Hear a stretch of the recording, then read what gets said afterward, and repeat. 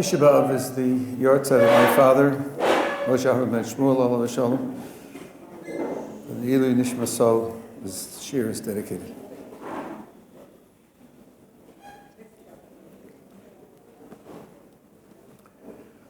Two millennia of weeping for the Beis HaMikdash.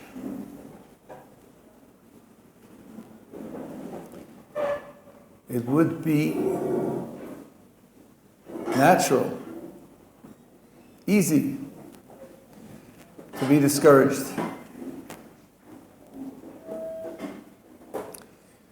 Sfarim say that the biggest enemy of ruchnius, of spirituality, is despair.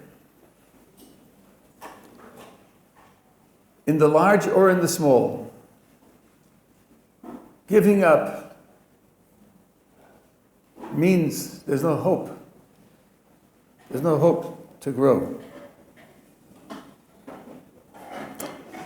The antidote to despair, I think, is to understand that falling, losing, suffering, injury, damage, all of it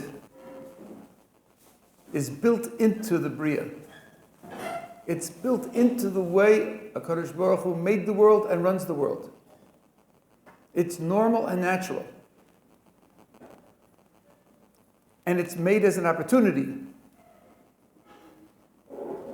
It's not just a punishment. It's made as an opportunity. The pasuk says, Sheva yipol tzadik v'kam. The tzadik falls 7 times, he gets up. We have to ask, if he falls 7 times, and the Meforshim say 7 is lav dafka. Most Meforshim say it's lav dafka. 7 just means a lot of times. It's a number for a lot of times. Tzaddik falls over and over again. What makes him a tzaddik?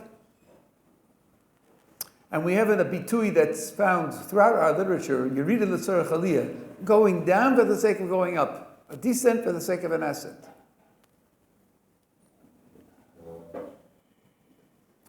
That means this is built into the Bria, it's normal and natural, and we have to look at the Churban Habayis and the Churban Yerushalayim, as Rabbi would say, as something that's natural and that's normal, and we have to use it. When the pasuk says Shevi Yipol Tzadik V'Kam, the Meforshim talk about 2 types of nefila, 2 types of falling. There's a gashmiistic of falling. Things happen to people, to tzaddikim. V'Kam means HaKadosh Baruch Hu picks him up. He doesn't recover on his own. That means he goes through a life in which he sees the hashgacha. He sees divine providence. Because he doesn't pick himself up on his own. And if he's clear-headed, if he sees well, he understands that he didn't pick himself up on his own. And more than that, as I heard from Rav Mendel Weinbach, Zechron Livracha, when he lost a child, his 14-year-old son was killed. He was sitting in Shiva. I went to menachem him. He said, Hashem nosan, Hashem lokach, Yishem Hashem mevorach. Hashem gave, Hashem took, his name should be blessed. And then he said to me, you have to get to the point where the lakicha is a nesina, where the taking away is a giving. I walked out of that room in shock. To be a man, Sidi Shiva, Rahman al for his son, tells me we have to get to the point where the taking away is a giving. And that's the truth, because when you say Shevi Yipol Tzadik V'Kam, it's not just being lifted back up, that's divine providence. It's the nefila also that's divine providence. Because the nefila, the falling, is an opportunity for a special avodah. It's an opportunity for a special growth. And that, if you take it that way, then you see the hashgacha on both sides, the descent and the ascent. Tzaddik be'emanoso yichye, the Meforshim quote. A tzaddik lives by his emunah. A person who experiences the falls and the rising, both as divine hashgacha, gets a chizuk emunah. He gets a strengthening for his emunah. Yes, it's a test. When you're in the midst of a fall, it's hard to see it, the way Rav Weinbach saw it. And when you go through the pattern, so the Sultan says, that's life. That's the way life is, ups and downs. Everybody has ups and downs. But if you see deeper, then the pattern is the pattern of climbing the foothills to a mountain. You climb up a foothill, to get to the next foothill, you have to go through the intervening valley. So you go down in order to go up. Only each foothill is higher than the previous one. So you are making progress. If you see that, then you are a tzaddik that falls 7 times and gets up and lives with Zamunah. And Meforshim also talk about a ruchniistic tefillah. Falling means doing averos, failing. 7 times, lots of times. Tzaddik, shevi yipo tzaddik v'kam. What makes him a tzaddik if he's falling and failing? All right, he's getting up, but he's failing. Here, the getting up means doing tshuva, but it's over and over again. For many years, I came to Elul, give shiurim in the yeshiva, and talk to students about coming to Yamei Hadin and saying vidui, confessing, and working on improving. And I had to face the problem that many of us do, that every Yom Kippur it's the same. It's the same averos, the same failures. And the same Satan says, so you're not going anywhere. You're not going anywhere. You're not improving. You're the same as you were before. You're hopeless. Till I saw in the Siva Shalom 3 years ago, where he says that the very fact that you're still fighting, the very fact that you are still saying vidui, the very fact that you still have charata, means that you're spiritually alive. You're not spiritually dead. That in itself is the Hatzlacha. Many of you know the image that was used by the Bali Musar 100 years ago in Europe. If you have a fish in your hand and you want to know whether it's alive or dead, throw it into a moving stream. If it goes upstream, it's alive. If it goes downstream, it's probably floating down with the current. And we could add a third possibility. You throw it into the stream and it goes neither up nor down. Is it alive or dead? It has to be alive. Because if it were dead, it would be floating down with the current. The mere fact that it's stationary in the water means that it's fighting the stream. And that means it's still alive. That's what the Nesiva Shalom is saying. If you come back to Yom Kippur every year and klap al chet for the same averos, and you still feel bad about them, and you still want to improve, and you still make an effort, and maybe for the rest of Tishrei, and Cheshvan and Kislev till Chanukah, you do improve. Then you're spiritually alive. We say in the Tefillah, Chanun Hamar Bel Esloach, Kadosh Baruch Hu forgives much. The Baal HaTanya says that means he forgives over and over again, even on the same Avera, he forgives over and over again. The great danger is to give up because you don't see external progress. You don't see your performance getting better. Nesiva Shalom is telling us the very fact that you're still fighting means that you're spiritually alive. And that qualifies a person for a certain level of tzidkus. And when we say tzaddik be'emunoso yichye, he lives by his emunah. What emunah do we have? In this picture, he believes in himself. He believes in himself. It's still worth fighting. My life is not over. There are things that I can still accomplish. I can still make a contribution. And why should he believe in himself? Because the Kadosh Baruch Hu believes in him. Because every breath that we take, HaKadosh Baruch Hu is giving us life, and giving us health, and giving us strength, and giving us resources. He's investing in us. If He's investing in us, that means He believes in us. If He believes in us, then we should certainly believe in ourselves.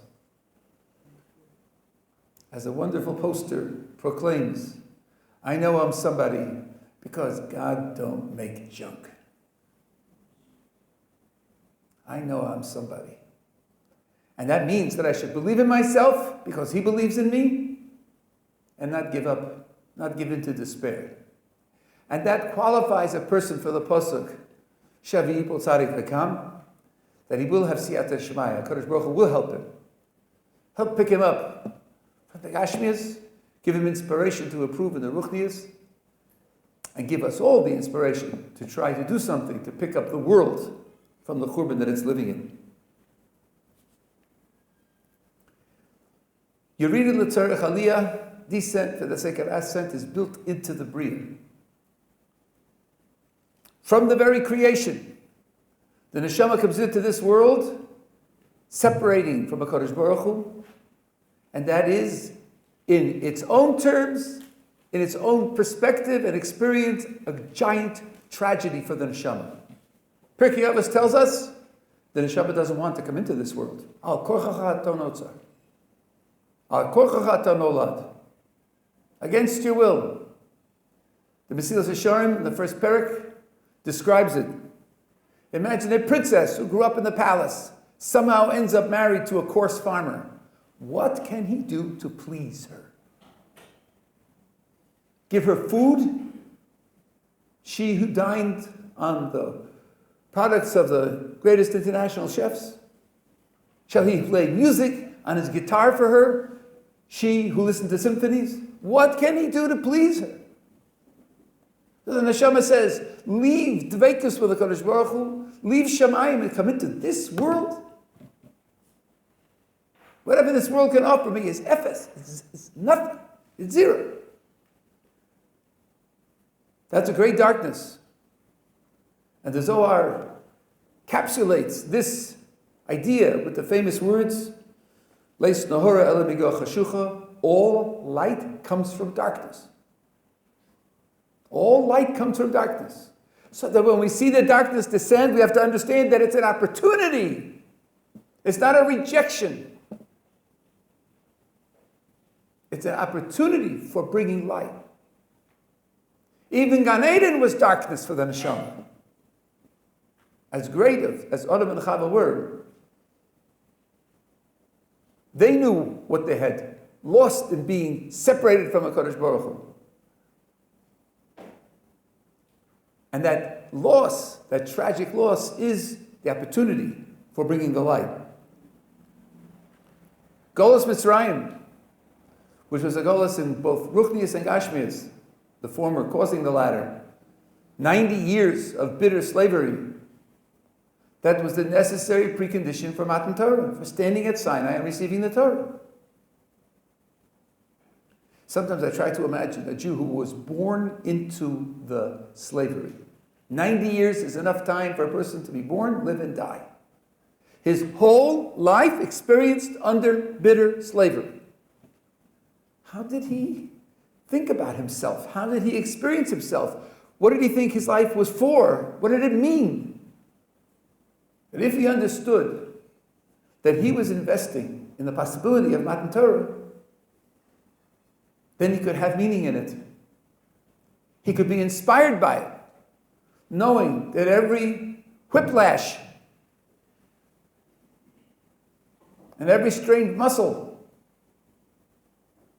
every day of beating was an investment in a Klal Yisrael that could stand and receive the Torah at Sinai.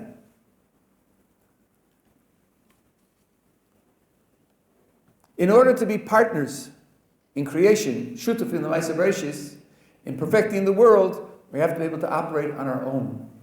And to operate on our own, we must be severed from our dveikus with the Kodesh Baruch Hu, because if we were in constant experiential dveikus, we could never operate on our own. That's why a malach never makes a mistake in his mesima, in what he was commanded to do. That's a qualification. He never makes a mistake in what he was commanded to do. He can't. He hasn't got the freedom to do that. Because he sees HaKadosh Baruch Hu in front of him, and he has no options. That's not what HaKadosh Baruch Hu wants. HaKadosh Baruch Hu did not create the universe as a game of solitaire. He wants it to be a communal project, and we are the community that participates in that project. And for that reason, there's got to be a separation. There has to be darkness. The only question is how much? How much darkness is necessary? Gan Eden could have been enough had it been realized by Adam and Chava. But every darkness that we go through is another mini Gan Eden, where Kadosh Baruch Hu says, this is the condition under which you can make the world with me into what it can be, even after 2,000 years. And Kadosh Baruch Hu tells us that when the darkness descends, that does not mean that we have completely lost our connection with him. Yaakov Avinu, on his way down to Mitzrayim to join Yosef in Egypt, stops at Beersheba and offers korbanos, sacrifices to HaKadosh Baruch Hu, designated there as the God of his father Yitzchak, because when there was a famine in the prior generation and Yitzchak wanted to go to Egypt, HaKadosh Baruch Hu said, no, don't go to Egypt. So Yaakov Avinu reaches Beersheba and he says, is this right? Should I do what my grandfather Abraham did? Or should I stay, as my father was told to stay? He offers korbanos to HaKadosh Baruch Hu as the God of his father Isaac, because Isaac was told not to go. What does HaKadosh Baruch Hu tell him? Al tira mer da Mitzrayim. Don't be afraid of going down to Egypt. Why? Because Anochi eredimcha, I will go down with you, Mitzrayim, to Egypt. And I will bring you back up. The reason you shouldn't be afraid is because you won't be alone. You won't be alone. I'll be there with you. And as David HaMelech said, Lo ira ra ki ato imadi. I will not fear ra, evil, for you're with me. Don't make a mistake. David HaMelech was not saying that because you're with me, nothing bad will happen. David HaMelech suffered a lot. He suffered a lot. Every failure, every tragedy that a human being can suffer, David HaMelech suffered. But he said, Lo ira ra, I won't be afraid of the ra, because you're with me. We are told, Imo anochi b'tzora. Kadosh Baruch Hu says, I am with the Jewish people in tzora, when they're in pain. If you look at Bavel, on the way out to Bavel, when the Bavlim broke into the Beis HaMikdash, and they opened up the Kodesh HaKadoshim, the Holy of Holies, where the ark stands, with the Chruvim, the cherubim, on the top, and throughout the centuries, the posture of the Chruvim depicted how HaKadosh Baruch Hu was relating to the Jewish people at that time. Sometimes they were facing with one another with love, sometimes they were back to back. And this time, when they went into the Kodesh HaKadoshim, they were embracing. At the moment when the Kodesh Baruch Hu decided to destroy the Beis HaMikdash, they were embracing. What's the message? The message is, we have to be apart. We have to be separated. This is a last embrace before you go, because I love you. I love you. And I'll miss you.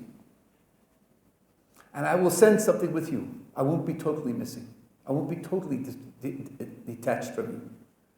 The openness, the panim shochakos, the smiling face won't be there, but I'll be with you. What did we have in Golas Bavel? We had Nevuah, prophecy. The greatest mystical vision articulated in all of Nevuah comes from Yechezkel, and Yechezkel was in Bavel. That's when the Kodesh Baruch Hu showed him it. And we had the Nes of Purim in Bavel. Yidden with eyes open, sensitive, could see that the Hashgacha was still with them, even in such a terrible matzav as exile in Babylonia. In our times, the Gemara tells us the Haruge Beisar. Beisar was a city with myriads of people in it, and the Romans slaughtered them, every man, woman, and child. A horrible, horrible tragedy. And the bodies didn't decay. Years went by, and the bodies didn't decay, and eventually we got permission to bury them, and we buried them fresh. Kodesh Baruch Hu was sending a signal: you're going into a horrific exile. Could they imagine a 2,000-year exile? With terrible losses, fallings, in Gashmias and Ruchnias. But I'll be there. I will be there. You're not abandoned. I'm still connected to you. That was the signal. And we say, Hatov Metiv, the fourth bracha of benching. Look at that bracha. Read it slowly, word for word. The outpouring of praise and thanksgiving to HaKadosh Baruch Hu. Because the Haruge Beisar didn't die. And that means they gave us a signal that he'll be with us. And the very fact that we've been in exile for 2 millennia and have not disappeared is an open nace. There is no remotely plausible natural explanation for the survival of the last 2,000 years. So he's showing us that he's still with us. And the message is that with all of the darkness, it's still an opportunity. And we talk about falling in Gashmias and Ruchnias, the tzaddik who falls. The loss of the Beis Hamikdash was both. The Shulchan in the Kodesh of the Beis Hamikdash was the Yesod of Parnasa. That's where the bracha of Parnasa came for the Jewish people. And when we deserved it, we had 40 years under Shlomo HaMelech when everyone was satisfied. Sabeinu mituvecha, the real bracha in Gashmias is satisfaction. Not having a 7-digit bank account, but satisfaction. And Sabeinu mituvecha was Miskayim, it was fulfilled for the entire Jewish people for 40 years. The Gemara says the time of life in various areas, the taste, was lost with the Beis Hamikdash. In Ruchnias, the loss of the Beis Hamikdash and Golos is catastrophic. Everyone is aware, though I don't think there are more than 100 people in the entire world who feel the loss of the Beis Hamikdash. Really feel it. Feel that I live in a devastated time that I can't bring korbanos. We're too distant from that. But the Beis Hamikdash was also the yesod of tefillah, of prayer. If you go back to Shlomo HaMelech's dedication of the Beis Hamikdash when he built it, Lochem Aleph, 3 prakim where he pours out a whole exalted dedication of the Beis Hamikdash. Take it out and look at it. You'll see the only activity he associates with the Beis Hamikdash is tefillah, is prayer. Korbanos aren't even mentioned there. You would think it's a synagogue. What does Yeshaya Navi say?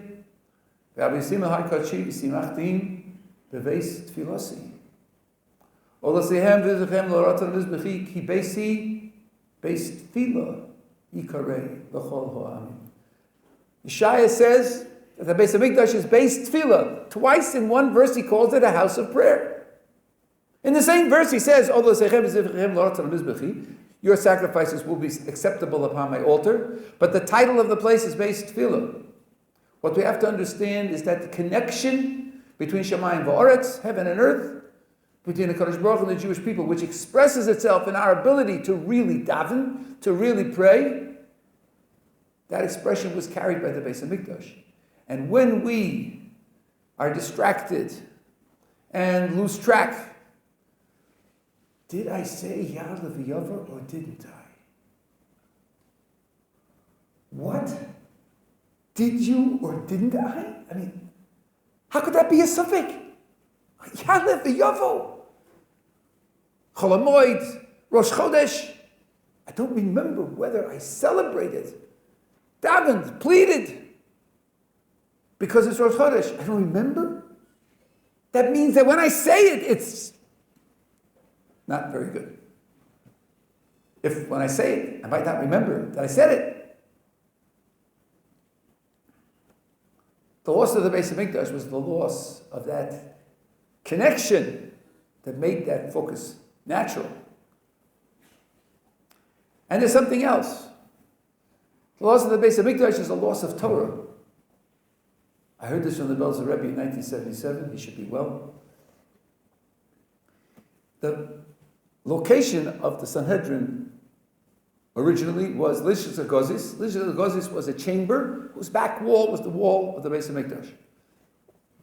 Only when that is the location of the Sanhedrin can a court anywhere in the world judge capital cases. The Sanhedrin went through 10 stages of Golus. When it moved out of that location, no court in the world anywhere could judge capital cases. Why not? Capital case means judging the life of a Jew, that he should live or be executed, Rahman al-Islam. You can't do that unless the pipeline of Torah that's coming into the world is intact. Damage that pipeline, weaken that pipeline, you can't take responsibility for that. When Sanhedrin no longer sat in Lishkas HaGozis, that pipeline was injured, damaged, weakened, and we couldn't take responsibility for that. And the truth is that everyone in this room says that 3 times a day, and on Shabbos and Yom Tov more often. Because in the Hirotzon after Shemona Esrei, we say, "V'sein chalkeinu b'sar v'secha." What is that doing there? That whole Hirotzon is that the temple should be rebuilt, and we should be able to give karbanos, because tefillin and karbanos go together. What is saying chalkeinu b'sar v'secha doing there? The answer is because the Beis Hamikdash also enabled us to have chalkeinu b'sar v'secha. Without the Beis Hamikdash, we're crippled in that. So the loss of the Beis Hamikdash is a colossal ruchniistic loss. And Golus, which continues to this day, is also a colossal ruchniistic loss. Those Jews who don't live in Eretz Yisrael receive the Shefa Eloki, the divine providence, through the Sar of the country in which they are living. So those that live in New York get it from the American Sar. Those who live in London get it from the British Sar. Those who live in Johannesburg get it from the South African Sar. That's a tragedy. A Jew should receive his sustenance from the Borei Olam, from the Creator, through those who govern the conditions of those nations.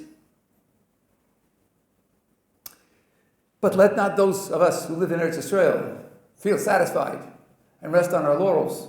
When we say Leil HaSeder, Lashana Habo Ba'arad Yisrael, next year, let it be in the land of Israel. When you who live here say that, how do you feel? Do you sort of have a little chuckle, a little smirk? Yeah, for them, those poor unfortunates who live elsewhere. But I live here. I am here. This doesn't really apply to me. Who are we? Who are we? Am I speaking for David Gottlieb when I say those words? I'm speaking for Klal Yisrael. It is a tragedy that Klal Yisrael isn't in Eretz Yisrael. It's a tragedy that we have to say for Klal Yisrael, L'shana Abar Ba'ar is to Israel, because it's not so for Klal Yisrael now. It's my tragedy also. If I believe in Klal Yisrael and identify with Klal Yisrael, then I feel that tragedy as well. The loss of the Beis Hamikdash and Golus is an ongoing tragedy.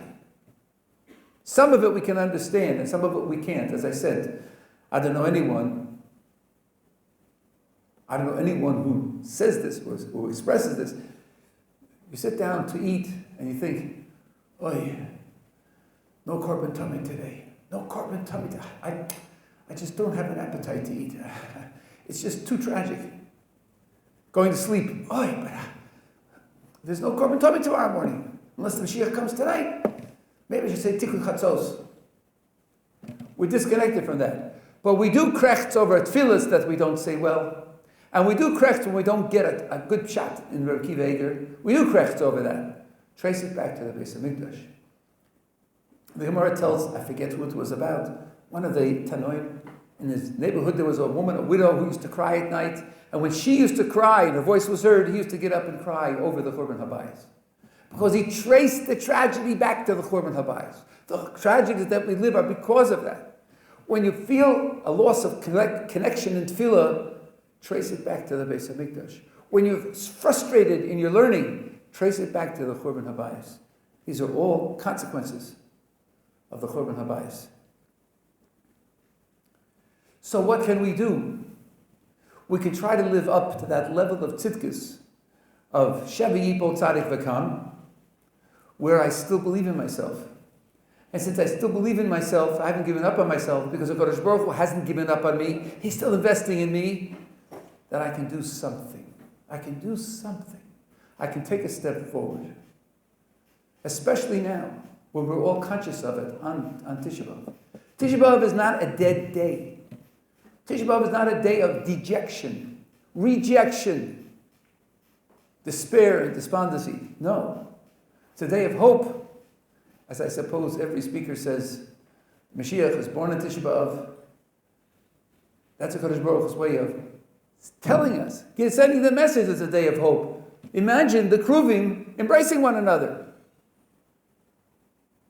That's the picture that we have to have in mind. And so even today, if a person says, okay, I'm tired, I'm dizzy because I'm fasting, but there's something I can do. One thing. Because the Gottlieb Baruch Hu still believes in me, so I still believe in myself. And I'm not letting myself go. I'm not giving up on myself. I'm going to take one step forward.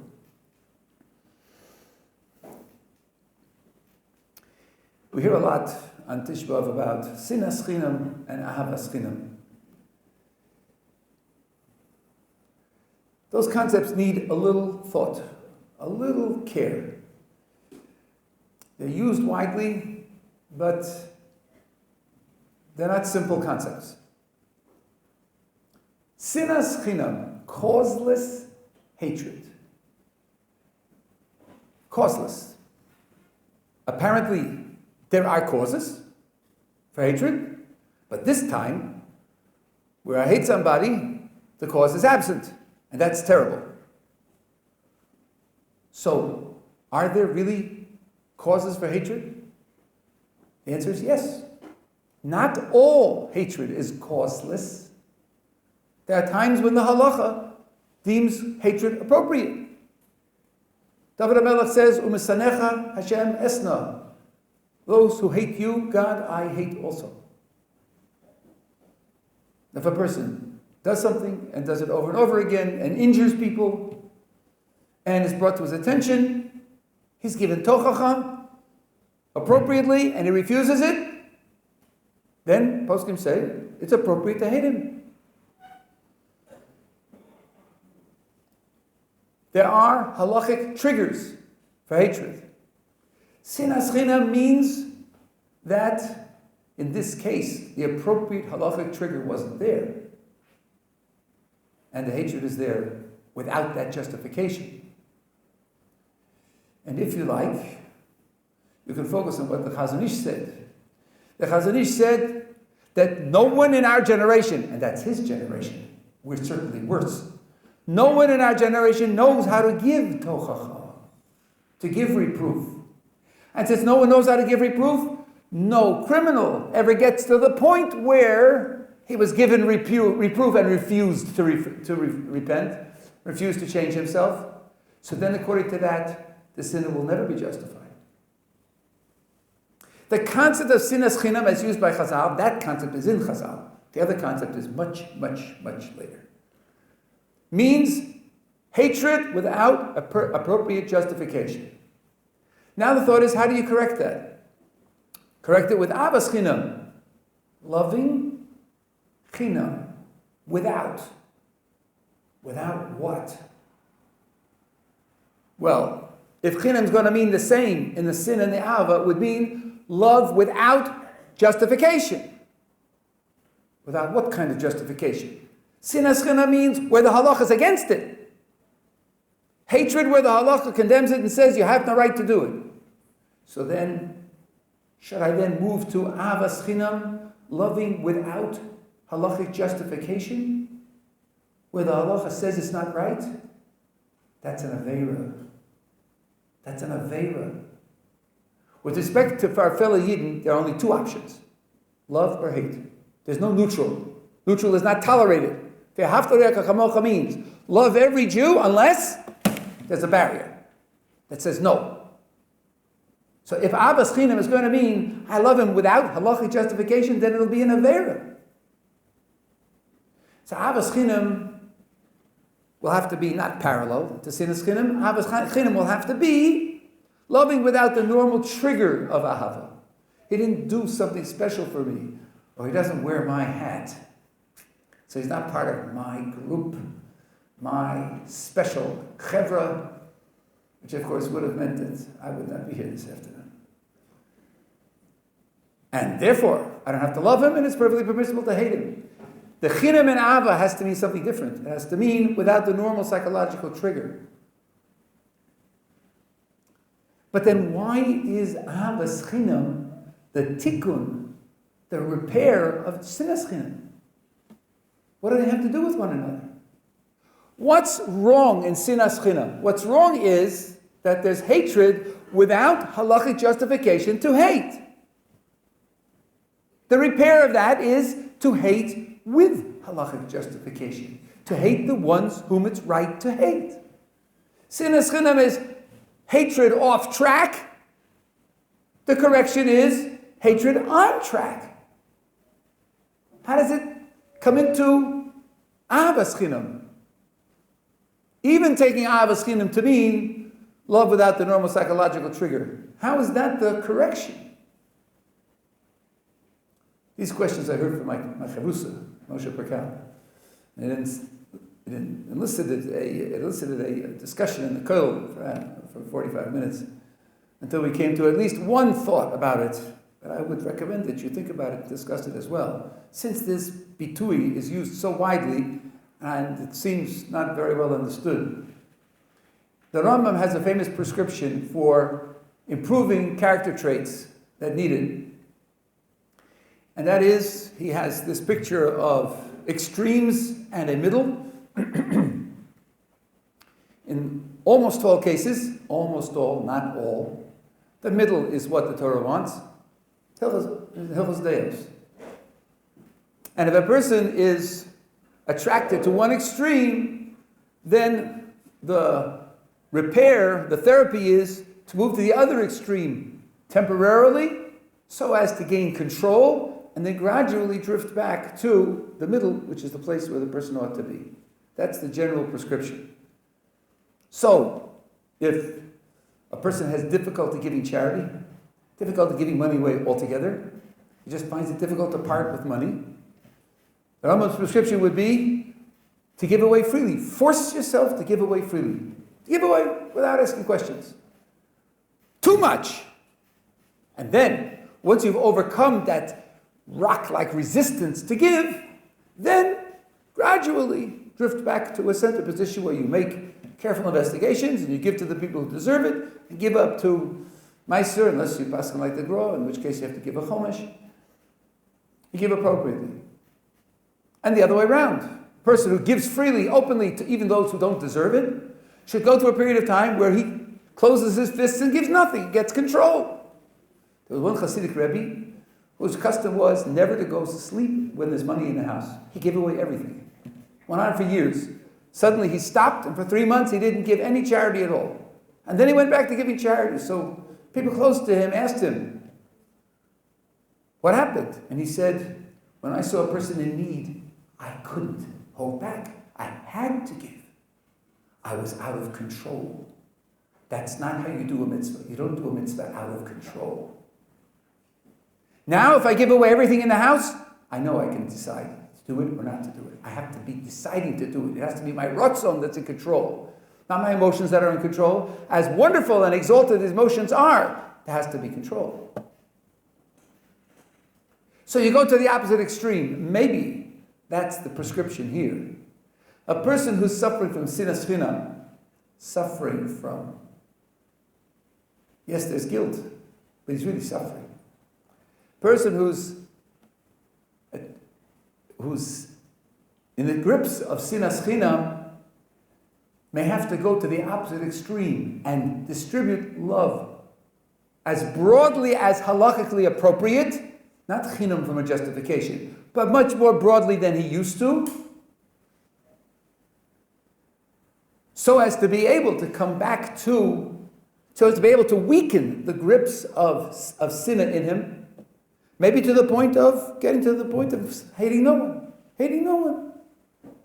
And then gradually reintroduce the appropriate hatred, according to the poskim who say that hatred is appropriate in some cases. Gradually reintroduce it so he can come back to a balance. So, in a second application, if you can see someone who needs something, it's not your job to give it to him. It's not your job. He doesn't know you. He's not relying on you. But he needs something. And just step out of your way a little bit and offer to help him. Even on Tisha B'Av, when Sheila Shalom is not appropriate, but if someone's in need, it's appropriate to help him. Struggling with some burden, needs advice, needs directions, how to get to where he's going. Look for someone to help. Don't wait for the opportunity to come to you. Look for someone to help. One gesture. And as you do it, say, Ribbon Shalom, I haven't given up on myself. I believe in myself because you believe in me. And then we can look forward to the Kima and the Aliyah. And here, the last thought that I want to leave you with, here is very important not to be overwhelmed and focused, fixated on the big picture. Because if we're fixated on the big picture, if we're thinking about the loss of the Beis HaMikdash, then every year that goes by and the Beis HaMikdash isn't rebuilt is another year of failure, another year of devastation, another year of status quo. But that's not true. We used to have hanging in the office a quote from the Chafetz Chaim, where he said, when people ask, this door is going to bring Mashiach? How's that possible? Think of the previous doros and what they were and where we are. So I have two things to say here. Rav Aaron Kotel, Seichas Harav Devracha, once asked the boys in Lakewood, the Gemara says that the Mashiach will come in a door that's kulo zakai or kulo chayev. All good or all bad. What are we closer to? America in the 1950s. What was the Jewish generation closer to? So all the boys said, Kulo Chayev. Rabbi said, no, we're much closer to Kulo Zakai. Because all those people out there have no responsibility at all. They don't know what Torah wants of them. They haven't a clue what they were created for. Their failure to keep Shabbos doesn't count. It's zero. If we would pull ourselves together, then we could make it into a Dor Shekulo Zakai. That's one point of comfort. But the Chafetz Chaim had a point of comfort that cuts even to a level where maybe we can identify more easily. And that is that every generation, every individual, with every mitzvah, each individual mitzvah is making a deposit into an account. And when the account of schus reaches a certain level, the Mashiach will come. It's not the quality of the generation that counts. It's the number of individual investments, deposits that counts. So every tefillah b'kavana brings the Mashiach one step closer. Every Shmir Shabbos b'zehirus brings the Mashiach one step closer.